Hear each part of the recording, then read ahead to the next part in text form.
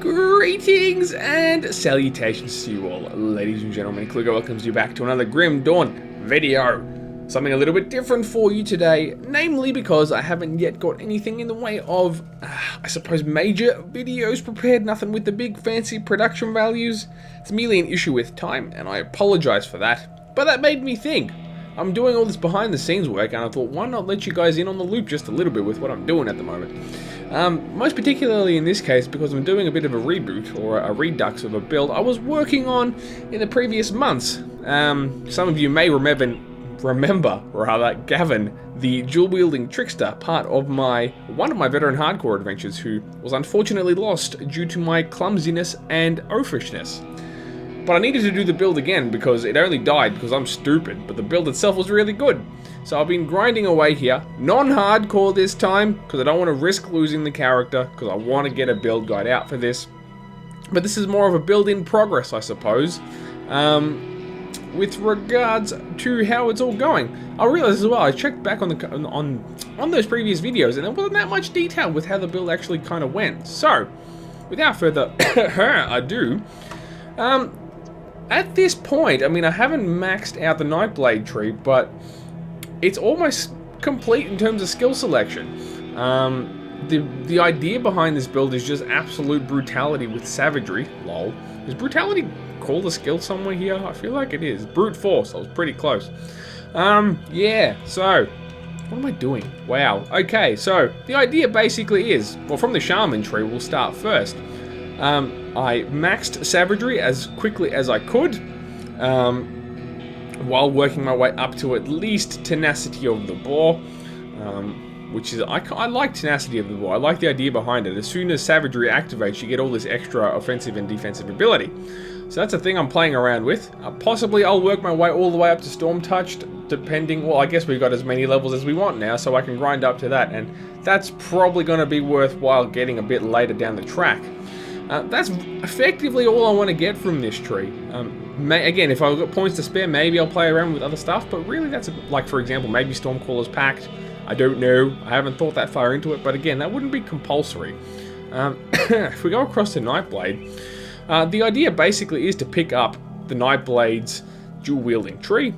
I've only put 1 point in dual blades for now, and I'm slowly filling out these other skills: Belgothian Shears, Amarastas Quick Cut.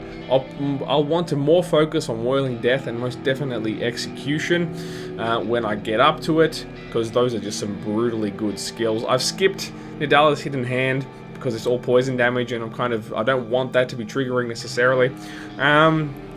So yeah, Belgothian Shears, I'm just going to boost these up to where basically the percentage chance to be used totals to somewhere near 100%, so that I'm always going to be more or less always going to have something triggering, hopefully. I've dropped a point into Ring of Steel, because it's nice to have the stun, and if I want to spare the point, I'll probably get Ring of Frost as well. Shadow Strike, just the 1 point for now, and will probably stay there. But it's a nice movement slash stun slash damage skill. And of course, cranking a lot of points into Pneumatic Burst. I'll probably get more points in there. I'll probably get more points in Shadow Dance, and will, if I'm feeling a bit saucy, get Elemental Awakening as well, because that's going to boost the elemental damage I'm trying to focus on via the Savagery tree. And that's basically it. That's the flavor of the build. It's not too complicated. We get dual wielding and we get Savagery trees for just brutal, crazy damage. Movement and extra damage from Shadow Strike, and then the support comes from a Pneumatic Burst. And of course a bit of AoE control with Ring of Steel. I'm also using Lightning Nova at the moment, which comes from, I've got to breathe while I'm talking, from the cracked lodestone thing, but that'll go away later. I'm also trying to use AoE via the Devotion tree, which I haven't got that far into yet because I haven't found that many shrines.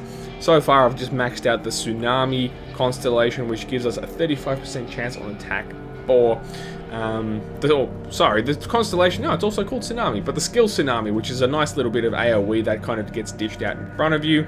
But I'll probably be looking more on the defensive side of the Devotion tree, I think, because for example stuff like the is this the Dryad constellation? She's got some nice this Dryad's Blessing, which heals you 10% chance on attack. Because this build is so offensive in nature, it's good to have that sort of, I suppose, fallback of the Devotion tree, keeping you well, as more of a support thing, rather than out-and-out damage. I'll probably try to pick up some damage-dealing stuff from it, because why not? But, I mean, the raw skills that we're choosing from the mastery trees makes it so that we probably don't need to be too crazy on the offensive side with devotion. But that's still up in the air. Devotion, to be honest, is still pretty new to me. I've lost more characters than I've created since the devotion builds came out, as in release builds of the game.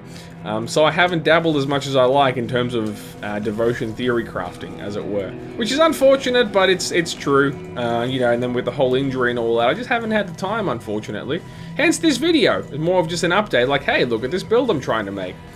I'm at level 24 at the moment and finding it a little bit on the squishy side. We're kind of teetering between having like, we haven't yet got all the skills we want fully fleshed out, and I haven't really gotten into the devotion tree exactly how I want to just yet. Come to think of it, I might respec straight into the Dryad, because I probably need healing right now more than I need this Tsunami AoE. And yeah, now I've lost my train of thought there. But anyway, here we go. I'm just killing a few things for you to let's show you how it's going. I mean, the main promise here, as squishy as it is just at the moment, I mean, if we can go find some more stuff to kill. Like, basically, I want to get Savagery running for you guys, because Savagery, basically, the DPS stacks the more you boost up Savagery.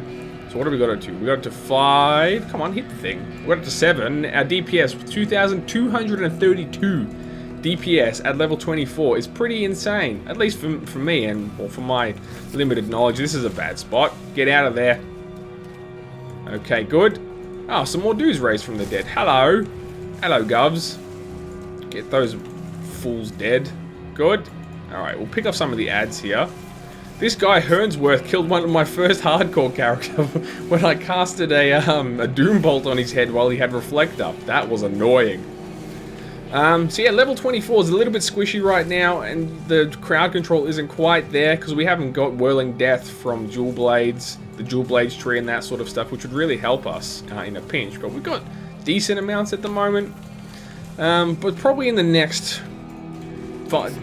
not even 10 levels, we should be in a decent position once we start to really flesh out the rest of the Nightblade tree. So that's going to be awesome. But even now, I mean, like, I'll turn on a Pneumatic Burst as well. 2,337 DPS it just peaked out at then, which again is I think is pretty high for this level. I mean, we can only imagine once we actually get some decent weapons and armor. It's going to be pretty insane. So yeah, I was going to mention as well, in terms of weapons, it's a good thing just to quickly note, attack speed is definitely a friend with this build, because the quicker your attack speed, the quicker you stack Savagery, and the quicker you're dealing insane amounts of damage, which is really awesome. So just keep an eye out for that, for sure. Obviously boosting your lightning damage, probably offensive and defensive ability as well is a good way to go. I won't get too much into that, because I'm going to do a full build guide on this when I'm more comfortable with the finished product, but just wanted to do this to keep you guys in the loop, let you know I'm still working. I'll probably be doing some live streaming soon as well, just to keep the good times going while I'm still getting up to speed with the old content creation since I've been gone. Sorry, I won't do that anymore. So yeah, there you go. That's probably all you need to see. Try this build for yourself, for sure. And like I said, or at least get to this point, and I'll guide you the rest of the way. Or you may be able to figure it out from there. I mean, I've pretty much already spelled out the skill selections. But yeah, I'll do a proper guide with all the gear and all the good stuff in the near future. So anyways, guys, I hope you appreciated this little update. Please do remember to leave your likes and comments below. I'm happy to discuss this build in the comments section as well if you have any questions as you work through it. And I hope to see you again soon. My name is Klinger, and you have a great day.